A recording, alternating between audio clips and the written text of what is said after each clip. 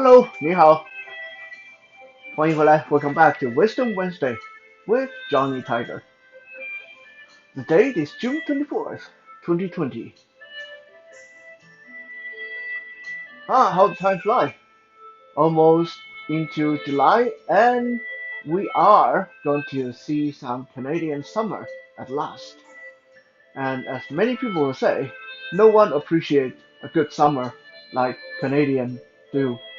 Probably because our winter is so long, and what we have as a spring and autumn usually turn out to be rainy and kind of depressing anyway.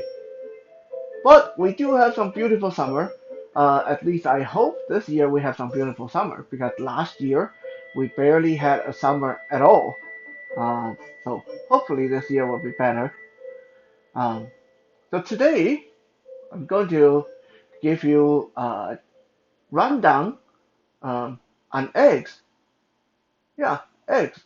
You know, the thing that come out of chicken and duck and geese and ostriches and uh, dinosaurs. You get the point. Eggs, you know, things that we probably a lot of us see in our fridge every day.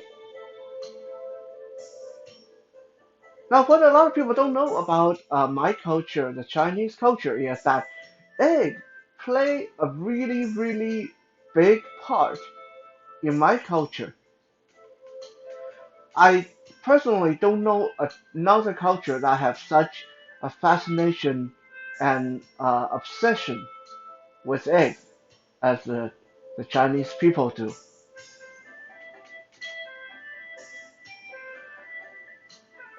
Just like money, eggs have been incorporated into a lot of Chinese language and slangs and proverbs and so on and so on and so on. And today we are going to go through some of the more common ones. Um, Now, before we go into this, I want to warn you guys that this may be a little bit on the explicit side. So, if you get offended by bad language, and if you are watching this with your kids, use your own discretion. In Mandarin Chinese, the word egg is dan, D-U-N, dan. That's egg, eggs.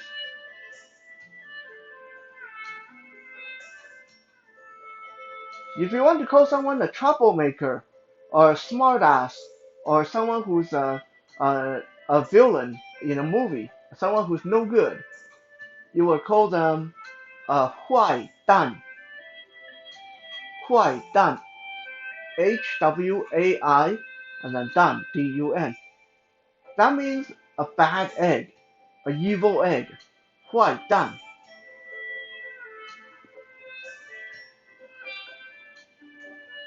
If you want to call someone in Mandarin, if you want to call someone a flipping idiot, a stupid idiot, you will call them 混蛋, 混蛋, H-W-U-A-N-D-U-N, 混蛋, means confused egg, jumbled egg, uh, stupid egg.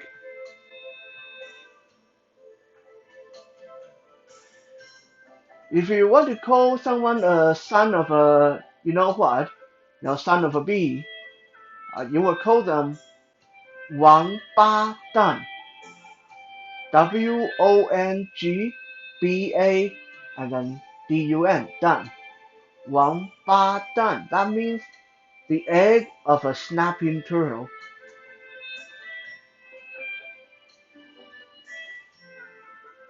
So we have 坏蛋, we have 混蛋, we have 王八蛋.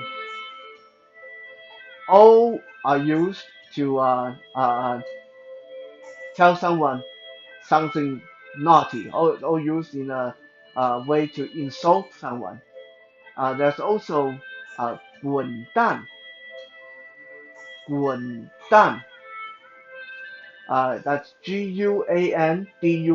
滚蛋 means to shove off, to go away, to get lost. When you tell someone to 滚蛋, uh, direct translation means an egg that is rolling away. 滚蛋. Now, here's the thing. For those of you who don't know the etiquette in swearing and stuff like that, in trash talking in Mandarin, it is okay to call someone a 坏蛋 or to tell someone to 滚蛋. If you put a smile on your face, you can actually do that with friends and get away with it. Those can be joking terms. But 王八蛋, the egg of a snapping turtle, and 混蛋, flipping idiot. Those two, you do not joke around with those. If you call someone those, don't be too surprised if you get smacked in the mouth with their fist.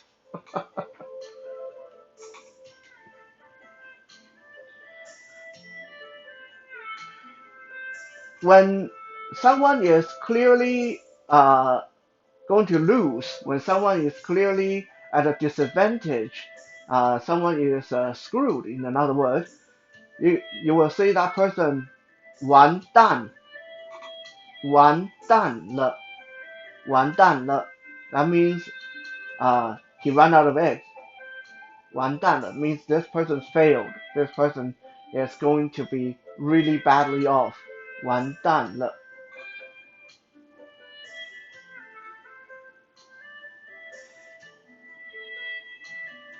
When someone is uh, messing around, causing trouble, causing a mess, you call that act, the act of causing a mess or causing problem, called 捣蛋. 捣蛋, Daodun, means to spill the egg on the floor. 捣蛋. So that's describing the action of causing trouble. Someone who is very, very unlucky, unfortunate, you would call them 倒霉蛋. 倒霉蛋. Daomeidun. 倒霉蛋. Now, 倒霉 means unlucky. So 倒霉蛋, an unlucky egg. When someone is really poor and broke all the time, you can call them 穷光蛋. That is a little bit not nice. So again, it's not something you want to call your friend. Or just be nice and don't call anyone that hurts their feeling. But that's Chonguan and then Dun. 穷光蛋 means empty egg. Poor empty egg. Describe someone who's broke, really poor, and just not very wealthy in general.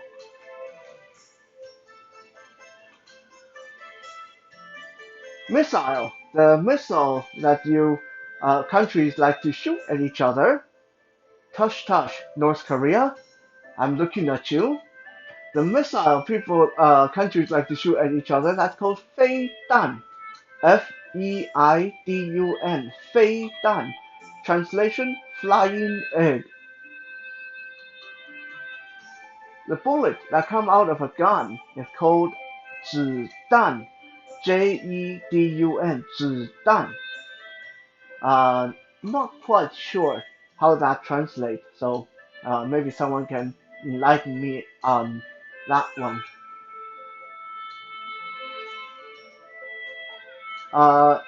Marbles, glass marbles. I imagine a lot of kids today don't play with those anymore, but I remember when I was little, people used to play with glass marbles.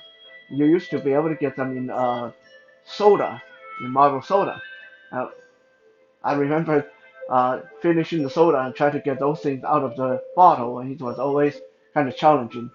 And if you could get it out of there without smashing the bottle, then you were someone really, really special. Those things were called 弹珠, 弹珠, Dunju. Basically meant, I mean, egg pearls. 弹珠, that's glass marbles. So I can go on and probably be here for the rest of the night and wouldn't even run out of phrases that use this egg in it. That is one big example of how fixated Chinese people are on subject of eggs.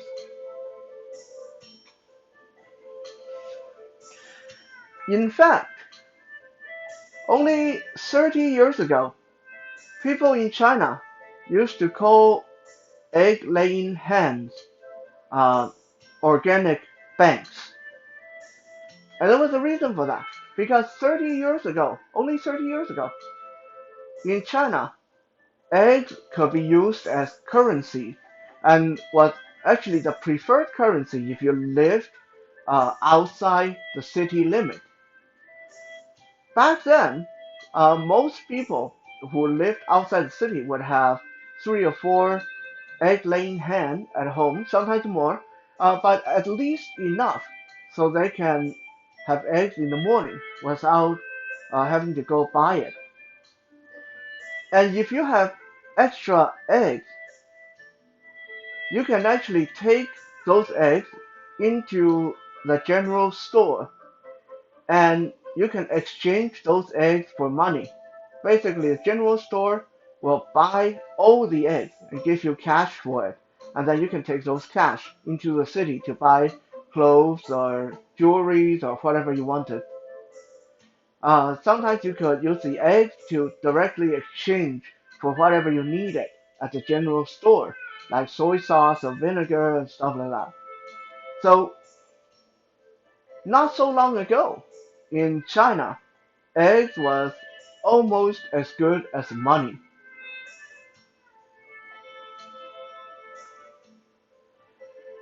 Chinese people have also came up with a variety of ways of eating eggs.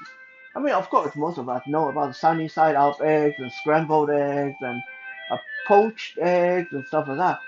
But I want to tell you guys about 4 very strange ways in which Chinese people have prepared their eggs.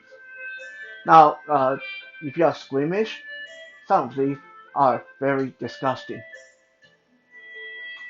Number 1, what the Filipino call balut, is an egg, usually a duck egg, but in China they will do it with chicken eggs too, that already have the embryo formed inside it. And how people usually eat this is they'll uh, punch a small hole through the egg and drink the liquid content first. And then they'll crack the egg and pop the embryo and whatever's left in their mouth and eat it. And it's becoming quite a delicacy in China that people actually go to the trouble of labeling the egg like this is a barely formed embryo, it's still mostly egg, all the way up to it's almost mostly chicken or mostly duck inside the egg. Very little actual egg left. And depending on your preference and how you like, how much of the embryo you like, you order them accordingly. The interesting about this method was uh, it used to be that these eggs were the castaways, they were the trash. When people who owned the farm realized that some of the eggs had embryos in them, they would just throw them away. And they would only keep the good, uh, uh, just eggs, straight eggs, I guess you can say, for selling or dealing with other people. And apparently, it was rich people in China that started to eat these eggs that was embryo in as a delicacy first, and now it's becoming very, very popular. And this particular way of eating eggs has quite often end up on the top list of most disgusting food coming out of Asia. Um, I believe that it might have even been featured on Fear Factor and some of those shows before.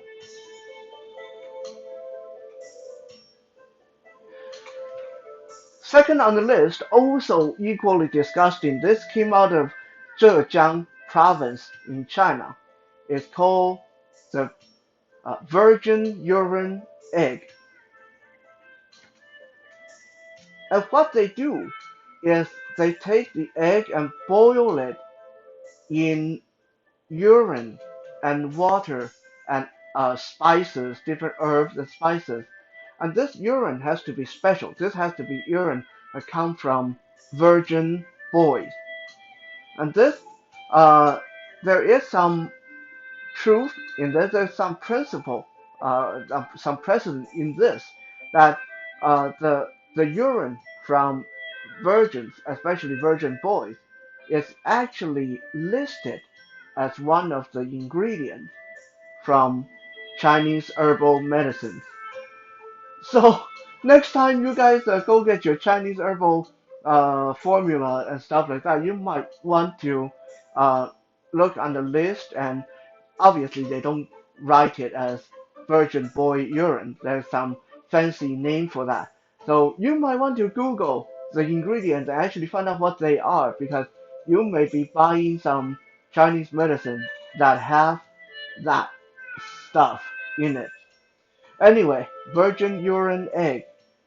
It's said to cure all kinds of things, including cancer and heat stroke, and supposed to cure impotency and kidney problems. And the urine from a virgin boy also is said to keep away evil spirits.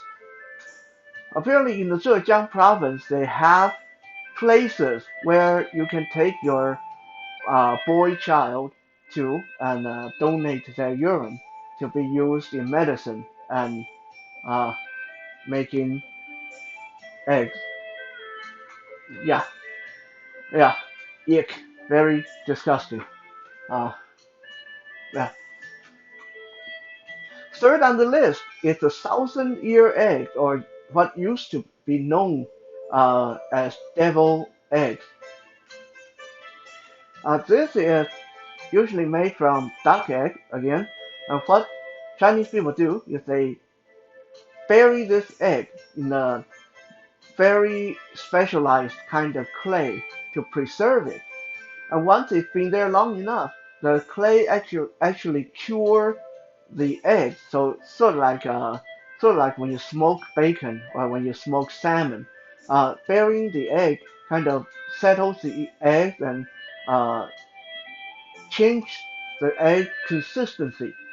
So after so long, you dig the egg out of the clay, out of the ground, and you crack it open, and it's all black inside and smells kind of moldy and strong. It takes on a kind of fishy odor, but if you can manage to eat it, it doesn't taste too bad. Uh, I don't personally like it, but it tastes like anchovy. The egg takes on kind of a flavor of anchovy. Uh, the reason the people used to call it devil's egg here in North America is because of how it looks and how it smells. It just looks evil, smells evil, so it must be an egg from the devil himself. Number four, the iron egg.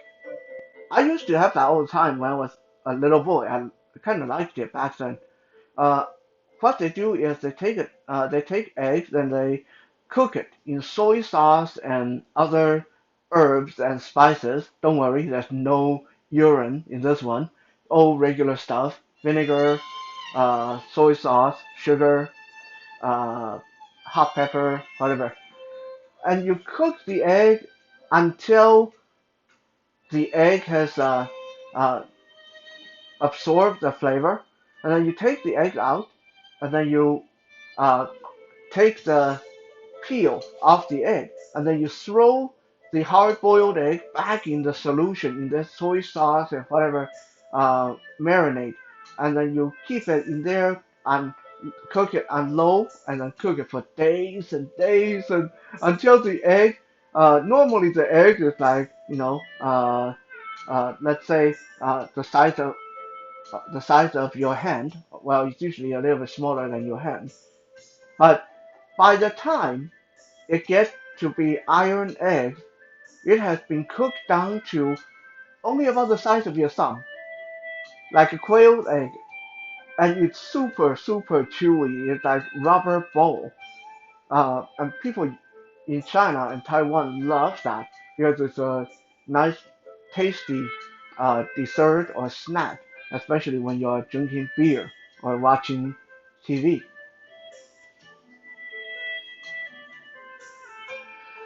So why is the egg such a big thing in Chinese culture? Well, finally, we're getting to the point. You all have heard of the question, was it chicken first or egg first? Well, according to Chinese people, it was egg first. Because Chinese people believe that the entire universe came from an egg. It was said that in the very beginning, there was chaos, nothing but chaos. And then gradually, some center part of the chaos condensed and get compressed into a giant egg. Inside this egg was the world's first deity, first life form. His name was Pangu. He was a giant. So imagine a Chinese version of the Atlas, the the guy that held up the sky. Um, so Pangu was a Chinese version of Atlas, muscular, big, really really big. And then one day Pangu woke up and the egg cracked in half. The bottom half of the egg turned into the earth, and the top half of the egg drifted up and turned into the universe, the galaxy, and everything above, the sky, basically. And between the two halves was Pengu, and he woke up and he decided that he liked this freedom. He didn't want to be trapped in the egg anymore. So he spent the rest of his life propping the egg apart, holding the top half up with his arms and standing on the bottom half. So he basically held the world in the shape that we know now. And then gradually, Pangu ran out of energy, got old, and died. So with his dying wish and with his last bit of energy, he settled the world into place, and he willed his own entire being to turn into the rest of the world we know today. His blood turned into ocean, river, and lakes. His flesh transformed into animals, bugs, plants, fish. His bones formed the mountains and the rocks and the planets, the core of the planets. And his right eye became the sun, and his left eye became the moon. And his dying breath became the storm, the wind, the breeze that we feel today. So that is the Chinese version of the myth of creation. If you want a more animated version of that story, please find it in the Johnny Tiger Experience podcast. I have told that story in the Tales from the Far East before. Uh, during the Johnny Tiger Experience podcast, and it's a lot more animated and fun than the shorter version I just told now. But anyway, that is basically the myth of creation, and that is why Chinese people take such uh, uh, high importance in such a common food item as eggs. Thank you for checking out today's Wisdom Wednesday. We'll be back again tomorrow for Toys Thursday. For now, have fun, be safe, and good night.